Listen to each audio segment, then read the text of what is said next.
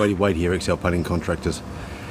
I recently went through some of the videos I've done and noticed there's a few that are actually getting quite a few hits, and one in particular which is to do with how to choose the right painting contractor for your project. So I thought I'd break it down in more depth and to see if I can cover off a few things that people have asked. The thing I wanted to talk about is basically you and what you're looking for. The decision you need to make is what it is that you are setting out to do. So the first thing to look at is yourself. I want you to grab yourself a piece of paper and a pen after this and write down what it is that you're looking for. And I'm going to help you a little bit with some of the questions that you should ask yourself. So the first thing I'm going to talk about is a residential home that you are living in, and you're going to be wanting your painter to be inside that same environment with you.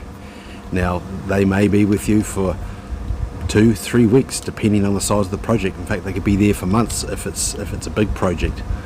So the first thing you want to ask yourself is, how much time do you have aside for this project? Is it something that you're going to have to do in sections? So for instance, you might have a 2-story house, you've got 3 or 4 kids living with you, you've got, say, maybe an in-laws living with you, and you want the whole interior of the home painted. So let's look at a couple of things when it's doing a repaint of an existing home that you're living in. Firstly is, when you're asking your painter a few questions, is this the sort of job that they are specialising in? So a construction painter is not specialising in residential homes with people that are living in them. A new home painter, even if they're specialised in doing premium homes, they may not be geared up, and their team may not be geared up to be able to work in the environment inside of your home.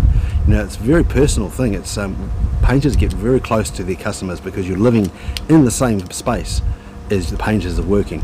Your painter might come in at 8:30 in the morning. You've dropped the kids off. You're coming home. You're in your office, kitchen table, and you want to know that the painters and the team that they have working with them are respectful of your area, and you're comfortable with those people. It's really important. So there's a mantra that I've always stuck by, and that is, even your best friend comes to stay with you, and after about 2 weeks you're really ready for them to go. So you need to think about that when you're inviting strangers into their home, that at the end of that project can become friends, or at the very least you have a mutual respect for each other. So they're going to be working in your home, working in your private spaces, in your bedroom, in your bathrooms, in your powder rooms, in your kids' rooms.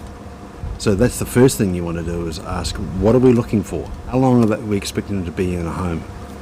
What are some of the factors that could implicate the timeline that they are in our house for? So stay tuned for the next video. I'm going to talk a little bit more about the residential home that you've got a painter that's working in while you're in that environment, and how to best manage that before the painting starts.